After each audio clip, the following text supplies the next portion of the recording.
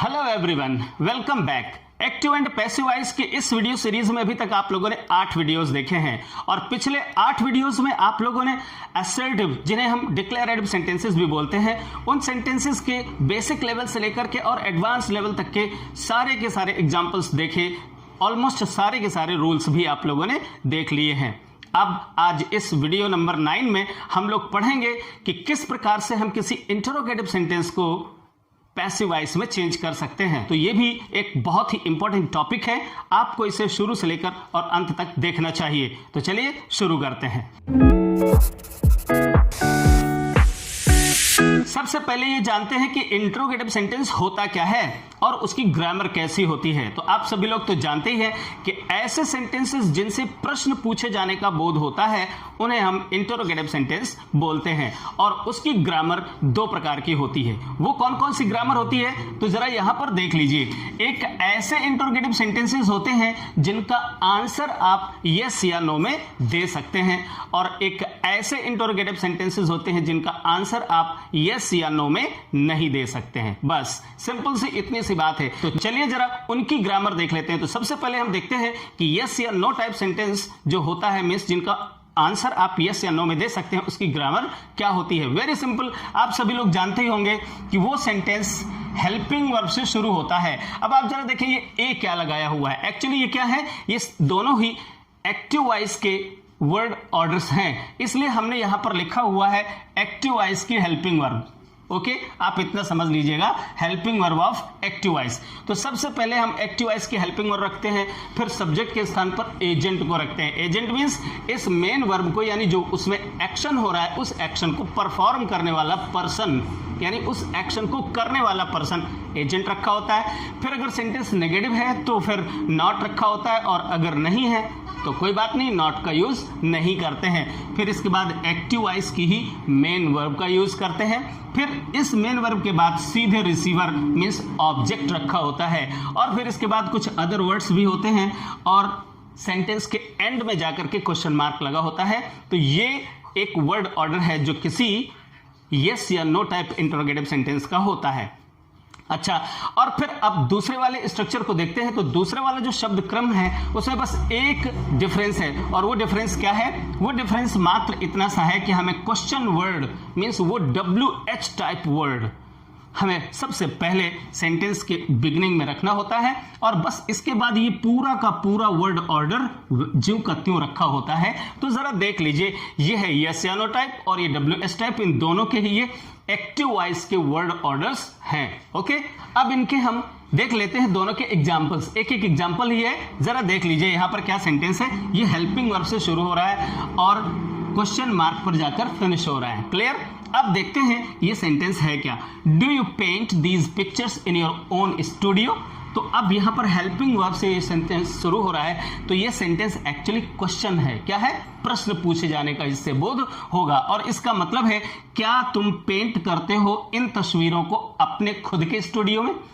तो प्रश्न है सीधा सीधा, क्या तुम इन तस्वीरों को अपने स्टूडियो में ही पेंट करते हो। अब इस प्रश्न का जवाब आप यस या नो में दे सकते हैं, जी हां, जी नहीं, बस सिंपली आप इस तरीके से आंसर दे सकते हैं। बट अगर इसी क्वेश्चन को कुछ इस तरीके से पूछा जाए, कैसे, why do you not paint these pictures in your own studio. तुम इन तस्वीरों को अपने स्टूडियो में पेंट क्यों नहीं करते हो। तो इसका आंसर आप यस या नो में नहीं दे सकते हैं। जरा देख करके देखिए, हाँ या ना कुछ कह सकते हैं इसके आंसर में, जी नहीं। तो जिस क्वेश्चन का आप आंसर यस या नो में नहीं दे सकते हैं तो वहां पर क्या करना चाहिए, आपको उस सेंटेंस को WH टाइप वर्ड से शुरू करना होता है। अब हम इन्हीं सेंटेंसेस को इनफैक्ट पैसिव वॉइस में कैसे बदल सकते हैं ये देखने जा रहे हैं। तो चलिए आगे बढ़ते हैं और शुरुआत करते हैं यस या नो टाइप इंटरोगेटिव सेंटेंसेस से। तो चलिए स्टूडेंट्स, अब जानते हैं यस या नो टाइप इंटरोगेटिव सेंटेंस को पैसिव वॉइस में कैसे बदल सकते हैं। तो सबसे पहले तो देख लीजिए एक्टिव वॉइस और पैसिव वॉइस का जो वर्ड ऑर्डर होता है वो क्या होता है। देखिए जरा, यहां पर है एक्टिव वॉइस का वर्ड ऑर्डर। मैं आपको पहले भी बतला चुका हूं कि यहां पर एक्टिव वॉइस की हेल्पिंग रखी होगी और उसके बाद मेन वर्ब यानी जो एक्शन हो रहा है उसका एजेंट मींस करता रखा होगा, इसके बाद ऑब्जेक्ट रखा होगा, अदर वर्ड्स रखे होंगे और क्वेश्चन मार्क लगा होगा। जैसे यहां इस सेंटेंस में देखिए, यहां पर मैंने इस स्लाइड में आपको एक काफी सिंपल सा सेंटेंस रखा है और एक एग्जांपल जो मैं देने जा रहा हूं वो थोड़ा सा एडवांस्ड है, तो जरा ध्यान से समझने का प्रयास करिएगा। ओके, जरा देखते हैं इस सेंटेंस का मतलब क्या है। Do you paint these pictures, क्या तुम इन पिक्चर्स को पेंट करते हो? जी हाँ, तो यहां पर ये जो यू है ना, ये एजेंट है। क्लियर? इसलिए यहां पर एक्टिव वॉइस की हेल्पिंग वर्ब लगी हुई है और एक्टिव वॉइस की ही मेन वर्ब लगी हुई है। देखिए जरा, ये प्रेजेंट इंडेफिनिट टेंस है और प्रेजेंट इंडेफिनिट टेंस की एक्टिव वॉइस की जो वर्ब होती है वो डू या डज हेल्पिंग वर्ब के रूप में आती है और मेन वर्ब के रूप में वर्ब की फर्स्ट फॉर्म का यूज करते हैं और इन दोनों के ही बीच में यहां पर ये एजेंट रखा होता है। क्लियर ना? तो आपका ये जो सेंटेंस है ये हुआ एक्टिव वॉइस। अब इसे हमको बदलना है, इसका मीनिंग जरा देख लीजिए।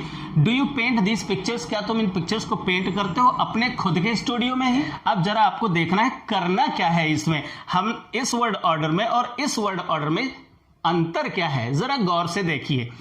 यहां पर एक्टिव वॉइस की वर्ब लगी हुई है, आपको हेल्पिंग वर्ब रखनी है उसी स्थान पर जहां पर यह हेल्पिंग वर्ब है, यहां पर आप उसी हेल्पिंग वर्ब को रखेंगे। बट हेल्पिंग वर्ब कौन सी होगी? वो पैसिव वॉइस की होगी। पैसिव वॉइस की क्यों होगी? क्योंकि अब यहां पर ये जो सब्जेक्ट है ना, इस सब्जेक्ट के स्थान पर आप किसको लाएंगे? रिसीवर को लाएंगे, मींस ऑब्जेक्ट को लाएंगे। तो क्रिया से पूछिए क्या किसे, तो आपको रिसीवर मिल जाता है। डिड यू पेंट, क्या तुम, डू यू पेंट, क्या तुम पेंट करते हो? तो क्या पेंट करते हो? दीज पिक्चर्स, इन तस्वीरों को। तो ये वास्तव में आपका रिसीवर हुआ या ऑब्जेक्ट हुआ। क्लियर? अब इसी ऑब्जेक्ट को हम पहले ले आएंगे तो इसके अकॉर्डिंग यहां पर हेल्पिंग वर्ब लगा देंगे, इसी टेंस की यानी प्रेजेंट इंडेफिनिट टेंस की ही हेल्पिंग वर्ब। क्लियर? लेकिन पैसिव वॉइस की, अब पैसिव वॉइस की वर्ब क्या होती है आप तो जानते हैं।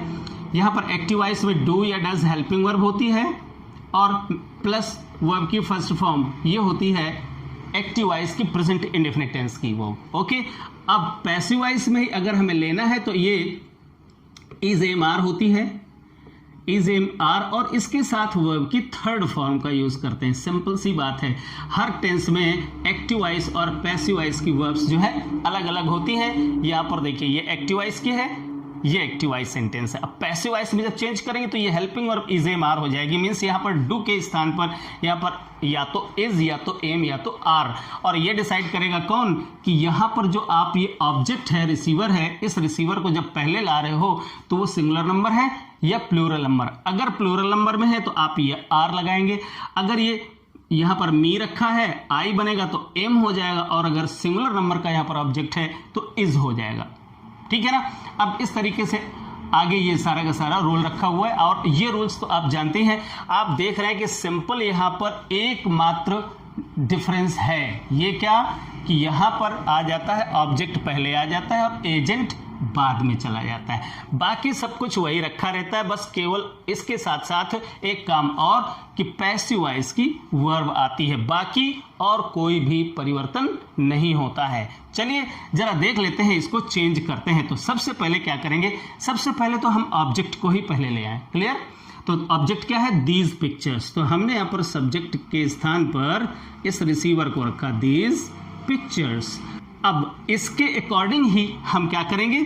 इसकी हेल्पिंग वर्ब पहले रखेंगे। तो अब चूंकि ये कर्म है तो पैसिव वॉइस की हेल्पिंग वर्ब चाहिए। पैसिव वॉइस की हेल्पिंग वर्ब क्या है? Is am are. अब ये बहुवचन में है इसलिए आप यहां पर आर रख दीजिए। Clear? So are these pictures. Okay, अब अगर नेगेटिव होता तो नॉट रखते, और अगर नेगेटिव नहीं है तो नॉट यूज नहीं करेंगे। चलिए अब आगे बढ़ते हैं और मेन वर्ब रखते हैं, पैसिव वॉइस की मेन वर्ब रखते हैं। तो पैसिव वॉइस में आप तो जानते हैं मेन वर्ब हमेशा ही वर्ब की थर्ड फॉर्म होती है, तो बस वर्ब की थर्ड फॉर्म रख दीजिए। क्या है यहाँ पर? पेंट, तो पेंटेड कर दीजिए। ओके, पेंटेड हो गया। अब इसके बाद आपको क्या करना है? बाय लगा करके और एजेंट को रख देना है। एजेंट क्या है आपका? यू, तो यू बाद में चला गया। क्लियर? अब जो शेष बचा उसे ज्यों का त्यों रख दीजिए, इन योर ओन स्टूडियो जाएगा। चलिए आगे बढ़ते हैं और दूसरे इस सेंटेंस को जरा गौर से देखते हैं कि हम इस सेंटेंस को किस प्रकार से चेंज करेंगे। अब आपको बहुत ध्यान से देखना पड़ेगा। पहले तो सेंटेंस को पढ़िए, पढ़ने के बाद समझिए कि आखिर वो है क्या और किस प्रकार का सेंटेंस है। जरा देखिए, did it not surprise you, did it not surprise you? अच्छे से आप जरा इस सेंटेंस को देखिएगा और उसका मीनिंग निकालिएगा। टू हियर, तो क्या यह सुनकर तुम्हें आश्चर्य नहीं हुआ? क्या सुनकर? समवन हैड रॉब्ड मी, कि किसी ने मुझे लूट लिया था। तो किसी ने मुझे लूट लिया था, क्या ये सुनकर तुम्हें आश्चर्य नहीं हुआ? तो इस सेंटेंस को अच्छे से देखते हैं कि ये सेंटेंस और इसकी ग्रामर क्या है। देखिए यहां पर एक्चुअली दो सेंटेंसेस हैं, एक सेंटेंस ये है और एक सेंटेंस ये है। अब यहां पर देखिए कि इस सेंटेंस में इस सेंटेंस का सब्जेक्ट इट है और इसकी वर्ब है सरप्राइज और इसका ऑब्जेक्ट है यू। क्लियर? तो आप देख रहे हैं कि ये सब्जेक्ट है और ये ऑब्जेक्ट है और ये वर्ब है। तो एक तो हिस्सा ये हुआ, दूसरा हिस्सा ये है कि किसी ने किसी को लूटा है। तो लूटने वाला कौन? समवन, और वर्ब क्या है? लूटा गया। एक्शन हुआ, किसे लूटा गया? मुझे लूटा गया। तो एक ऑब्जेक्ट ये है, एक सब्जेक्ट ये है। क्लियर? और एक वर्ब ये है। यहां पर भी एक सब्जेक्ट ये है, एक ऑब्जेक्ट ये है और एक वर्ब ये है, और ये दोनों ही एक्टिव वॉइस में है। अब इसे पैसिव वॉइस में जब चेंज करोगे तो दोनों को पैसिव वॉइस में आप चेंज कर सकते हो। क्यों? क्योंकि दोनों में ही सब्जेक्ट एंड ऑब्जेक्ट्स दोनों, यानी कर्ता और कर्म दोनों ही सेंटेंसेस में है। कैसे करें? चलिए जरा देख लेते हैं कैसे करना है। सिंपली इसका ऑब्जेक्ट क्या है? यू। पहले लाइए सब्जेक्ट बनाइए उसे, तो यू आ गया। अब यहां पर ये जो हेल्पिंग वर्ब रखी है तो उसको आप पैसिव वॉइस में चेंज कर दीजिए। तो ये जो हेल्पिंग वर्ब रखी है ये पास्ट इंडेफिनिट टेंस की है। तो पास्ट इंडेफिनिट टेंस की एक्टिव वॉइस की हेल्पिंग वर्ब होती है डिड और प्लस वर्ब की फर्स्ट फॉर्म मेन वर्ब होती है। क्लियर? अच्छा, इसी को जब पैसिव वॉइस में लाते हैं तो वाज या वर होता है हेल्पिंग वर्ब और वर्ब की थर्ड फॉर्म यहां पर होती है। क्लियर ना? जी हाँ। तो अब हमें वाज या वर का प्रयोग करना है हेल्पिंग वर्ब के रूप में। अब देखिए जरा इस यू के साथ में क्या लगता है, वाज लगता है या वर लगता है? तो आपको पता है वर लगता है, तो इसकी हेल्पिंग वर्ब यहां पर आ गई। ओके, सो वर यू, और निगेटिव है तो नॉट रख दिया, नहीं होता तो कोई बात नहीं, नॉट सरप्राइज्ड।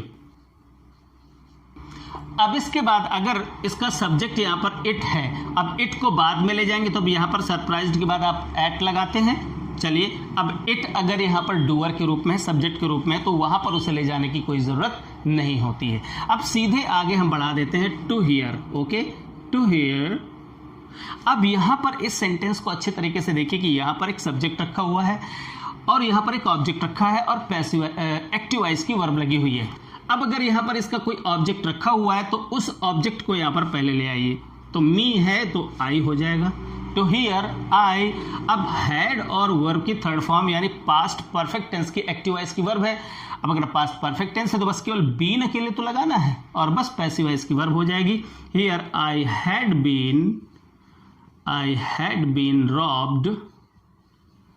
अब इसके बाद बाय लगाकर और समवन। तो आप जानते हैं कि अगर यहां पर कोई समवन लगा हो, एवरीवन लगा हो, एवरीबॉडी लगा हो, दे लगा हो, ऑल लगा हो, अगर ऐसे कुछ सब्जेक्ट्स के रूप में रखे होते हैं तो उन्हें हम हटा देते हैं, फिनिश कर देते हैं, क्योंकि वो इररिलेवेंट होते हैं और उनको ना लगाएं तो कोई फर्क नहीं पड़ता है और सिंपली ये सेंटेंस बन गया। Were you not surprised to hear I had been robbed? बस इस तरीके से इसे आप पैसिव वॉइस में चेंज कर सकते हैं। तो बहुत ही सिंपल है किसी भी यस या नो टाइप इंटरोगेटिव सेंटेंस को पैसिव वॉइस में चेंज करना। अब आइए देखते हैं WH टाइप इंटरोगेटिव सेंटेंसेस की पैसिव वॉइस कैसे बना सकते हैं। तो जरा देखिए यहां पर कुछ WH टाइप शब्द लिखे हुए हैं, इनमें से मैंने इन शब्दों को डिवाइड कर दिया है बीच में से। जरा देखिए यहां पर इस तरफ कौन कौन से वर्ड्स लिखे हुए हैं, हु, हुम, व्हाट, हाउ मैनी या हाउ मच। जी हाँ, ये वर्ड्स इन शब्दों से यानी इन WH टाइप शब्दों से थोड़े से भिन्न है। अभी क्या भिन्न है, पहले इस कैटेगरी के वर्ड्स के पैसिव वॉइस बनाना सीख लेते हैं, फिर मैं आपको कुछ एक एग्जांपल्स यहां पर दूंगा। ये किस प्रकार से भिन्न है अभी आपको मालूम पड़ेगा। चलिए जरा देखते हैं पहले इन शब्दों का। मीन्स जैसे कोई सेंटेंस वाई से शुरू हो जाए या वेयर से शुरू हो जाए या व्हेन से शुरू हो जाए या हाउ से शुरू हो जाए, इनसे अगर कोई सेंटेंस शुरू हो जाता है तो सिंपल इस रूल का प्रयोग कर लेते हैं। अब इसको आप स्क्रीनशॉट ले लीजिए और स्क्रीनशॉट ले करके और इन रूल्स को आप अपनी नोटबुक में नोट कर लीजिए। अब सीधे सीधे हम यहां पर एग्जाम्पल को देखते हैं। यहां पर क्या है, where did you get this book from, इस सेंटेंस का मतलब है तुम्हें यह पुस्तक कहां से मिली। तो इसका क्या मतलब हुआ कि ये हो गया प्राप्त करने वाला कौन, यू, तो ये तो डूअर हो गया, डूअर है इसलिए ये एक्टिव वॉइस की वर्ब रखी हुई है। क्लियर, ये हेल्पिंग वर्ब, ये मेन वर्ब। ओके, क्या प्राप्त की, यह पुस्तक, तो ये कर्म हो गया। क्लियर, अब इसी को पैसिव वॉइस में चेंज करना है, मैंने आपको अभी अभी बतलाया है। सिंपली आपको क्या करना है, एस को पहले ले आना है, यानी इस ऑब्जेक्ट को सब्जेक्ट बना देना है और इस सब्जेक्ट को ऑब्जेक्ट बना देना है और उसके पहले बाई लगा देना है। ठीक है ना। अब इसे आपको पैसिव वॉइस की हेल्पिंग वर्ब में चेंज कर देना है और इसे पैसिव वॉइस की मेन वर्ब में चेंज कर देना है, बस इतना सा काम, बाकी सारे शब्द वहीं बने रहेंगे। क्लियर, चलिए जरा करके देख लेते हैं। तो ये जो वेयर क्वेश्चन वर्ड है वो वहीं पर बना रहेगा। ओके, अब इस हेल्पिंग वर्ब को रखना है तो ये तो बाद में डिसाइड होगा, पहले हम सब्जेक्ट तो रख लें कि सब्जेक्ट क्या है, दिस बुक है, दिस बुक बनने जा रहा है, सो दिस बुक को हम पहले लिख लेते हैं, दिस बुक। अब इसके अकॉर्डिंग चूंकि ये सिंगुलर नंबर है, हमें पास्ट इंडेफिनिट टेंस के सिंगुलर नंबर पैसिव वॉइस की हेल्पिंग वर्ब चाहिए, तो आप जानते हैं वाज वर्ब और वर्ब की थर्ड फॉर्म मेन वर्ब होती है। सो अब आप यहां पर वाज का प्रयोग करेंगे क्योंकि ये सिंगुलर नंबर में है। So where was this book. Okay, अब इसके बाद इसकी थर्ड फॉर्म रख लेते हैं। अब यहां पर जो शेष बचा है उसे भी रख देते हैं, फ्रॉम। क्लियर, अब इसके बाद यहां पर से इस डूअर को ले जाइए बाद में और उसके पहले बाय लगा दीजिए। क्लियर, बस बहुत ही सिंपल सा इसका तरीका है। सब्जेक्ट को ऑब्जेक्ट बनाइए, ऑब्जेक्ट को सब्जेक्ट बनाइए और पैसिव वॉइस की वर्ब रखिए, बस बाकी वर्ड्स का जो क्रम होता है, जो वर्ड ऑर्डर होता है वो एक्टिव वॉइस की ही तरह का होता है, बस केवल एक अंतर होता है क्या, सब्जेक्ट के स्थान पर यहां पर कर्म रखा होता है और वहां बाद में डूअर रखा होता है, और आप इसे बहुत अच्छे तरीके से पिछले वीडियोस में पढ़ चुके हैं, समझ चुके हैं।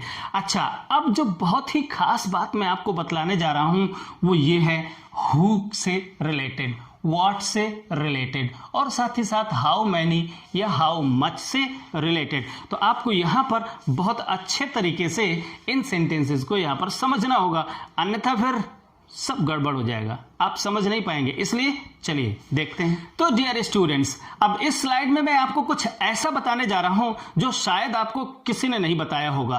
हु और व्हाट के बारे में कुछ बहुत ही खास बताने जा रहा हूं, तो पहले जरा इन सेंटेंसेस को पढ़ो और धीरे धीरे मैं जो बताने जा रहा हूं उसको समझने का प्रयास करिए। चलिए जरा देखिए यहां पर क्या लिखा है, Ram is waiting for you, Ram तुम्हारा इंतजार कर रहा है, ये सेंटेंस है, जरा गौर करें, राम इज वेटिंग। यहां पर इंतजार करने का काम कौन कर रहा है, राम, तो ये क्या हुआ, एजेंट हुआ, यानी करता हुआ ये। ओके, किसका इंतजार कर रहा है, तुम्हारा इंतजार कर रहा है, तो क्या हुआ, ये ऑब्जेक्ट हुआ यानी रिसीवर हुआ ये। क्लियर, अच्छा, अब इसी सेंटेंस को हम इंटेरोगेटिव बनाने जा रहे हैं, ये तो अभी डिक्लेरेटिव असर्टिव सेंटेंस है, इसे हम इंटेरोगेटिव बनाने जा रहे हैं और इंटेरोगेटिव बनाने जा रहे हैं इन शब्दों को लेकर, हु और व्हाट। इस सेंटेंस को भी बाद में देखेंगे, इस सेंटेंस के लिए व्हाट का प्रयोग करेंगे, इस सेंटेंस के लिए हु का प्रयोग करेंगे। अब चलिए जरा देखते हैं यहां पर हम हु का प्रयोग कैसे कर सकते हैं। Ram is waiting for you, Ram तुम्हारा इंतजार कर रहा है। अब अगर हम इसी के लिए एक प्रश्न बना दें और ये जो राम इंतजार जो करने वाला है उसी व्यक्ति के लिए हम क्वेश्चन कर दें, तो क्या बन जाएगा, who is waiting for you, क्या हो जाएगा, who is waiting for you, ये सेंटेंस बनेगा ना, अच्छे तरीके से देखिएगा, who is waiting for you, अब यहां पर क्वेश्चन मार्क। क्लियर, अब इस सेंटेंस का मतलब हो गया तुम्हारा इंतजार कौन कर रहा है। क्लियर, ओके, अब जरा देखें यहां पर इस कौन के अंदर वास्तव में कौन है, ये आपको देखना है। इस WH टाइप के अंदर वास्तव में इस वर्ब का डूअर यानी एजेंट अंदर छुपा हुआ है। जरा देखिए, वेट करने वाला कौन, तो जो भी व्यक्ति है वेट करने वाला यानी एजेंट, इस काम को करने वाला इस हु के अंदर छुपा हुआ है या हु के जवाब में छुपा हुआ है। अगर हम जवाब दें Ram is waiting for you, तो राम वास्तव में इंतजार कर रहा है, तो इस हु के स्थान पर राम को रख दें तो ये असर्टिव सेंटेंस बन जाएगा, और अगर राम के स्थान पर हु को रख दें तो ये इंटरोगेटिव सेंटेंस। अब यहां पर आप राम को कहीं पर नहीं रख सकते हैं। क्लियर, अच्छा, तो अब आप यहां पर देखिए कि जिस प्रकार से इस सेंटेंस में इस वेटिंग नाम की वर्ब का डूअर राम है यानी एजेंट राम है, उसी प्रकार से इस सेंटेंस में, इंटरोगेटिव सेंटेंस में, इस वेटिंग नाम की वर्ब का जो डूअर है वो कौन है? हु। यहां पर हु डबल रोल में है। नंबर एक, पहला रोल क्या है कि वो क्वेश्चन वर्ड है, प्रश्न पूछने का भी काम कर रहा है और साथ ही साथ इस वर्ब के लिए सब्जेक्ट का काम भी कर रहा है, अर्थात एजेंट का काम भी कर रहा है। तो ये डबल रोल में है। क्लियर? ऐसा ही डबल रोल वहां उस व्हाट नामक शब्द के साथ में भी हो सकता है, बस अंतर मात्र यह है कि हु का प्रयोग हम किसी पर्सन के लिए करते हैं, राम कोई व्यक्ति है, व्यक्ति के लिए करते हैं, और व्हाट का प्रयोग एक्चुअली हम किसी वस्तु के लिए करते हैं या बेजानदार वस्तुओं के लिए करते हैं। जरा गौर करें यहां पर सेंटेंस में क्या लिखा है, this pen makes a noise, यह पंखा शोर करता है। मेक्स अ नॉइज माने शोर करना, तो शोर करने वाला कौन, मेक करने वाला कौन, फैन। क्लियर? तो ये हुआ इसका एजेंट, चूंकि शोर करने वाला कौन, ये है इस काम को करने वाला, परफॉर्म करने वाला कौन, फैन। तो ये एजेंट हो गया। अब क्या करता है, शोर करता है, तो ये ऑब्जेक्ट हो गया। क्लियर? अब इसको भी अगर हम एक क्वेश्चन बनाए, प्रश्न बनाए, तो क्या बनेगा, व्हाट। अब चूंकि यहां पर फैन कोई एक बेजानदार वस्तु है, इनएनिमेट थिंग है, इसलिए हमने यहां पर व्हाट का प्रयोग किया। और अगर यहां पर होता the boy makes a noise, लड़का शोर करता है, तो लड़के के लिए हु का प्रयोग कर देते। क्लियर ना? तो व्हाट, अब यहां पर देखिए मेक्स, वही हम क्रिया रखेंगे। अब आप यहां पर थोड़ा सा सोच में पड़ जाएंगे कि WH टाइप वर्ड के तुरंत बाद यहां पर हेल्पिंग वर्ब होती है, फिर सब्जेक्ट होता है, फिर मेन वर्ब होती है। लेकिन नहीं, जब ये वर्ड्स यानी जब क्वेश्चन वर्ड स्वयं ही डूअर का काम करें, अच्छी तरीके से देखिए, जब स्वयं ही एजेंट का काम करें, तो फिर इनके बाद हम बिल्कुल असर्टिव सेंटेंस वाली वर्ब का ही यूज करते हैं, यहां पर डू या डज का प्रयोग नहीं करते हैं। अच्छे से आप समझ लीजिए, हु के साथ में भी अगर ये प्रेजेंट इंडेफिनिट टेंस होता तो क्या होता, हु वेट्स, यहां पर हो जाता हु वेट्स फॉर यू, तुम्हारा इंतजार कौन करता है, वेट्स हो जाता। अब यहां पर डू या डज का हम प्रयोग नहीं करेंगे। क्यों? क्योंकि यहां पर ये जो हु है ना, ये स्वयं एजेंट यानी सब्जेक्ट यानी कर्ता के रूप में है। ओके, अब यही वो डिफरेंस है, what makes a noise. Okay, तो क्या चीज शोर करती है, यहां पर अगर कोई चीज है, कोई वस्तु है, शोर कर रहा है, मेरा फैन अगर शोर कर रहा है, तो मैं उसके लिए पूछ लूं व्हाट मेक्स ए नॉइज, यह शोर क्या कर रहा है, यह कौन कर रहा है। तो कोई वस्तु अगर कर रही है तो उसके लिए व्हाट, अगर कोई व्यक्ति कर रहा है तो उसके लिए हु। ओके, अब ये जो डिफरेंस है, ये डिफरेंस ही वास्तव में इन शब्दों को इन शब्दों से अलग करता है। क्या?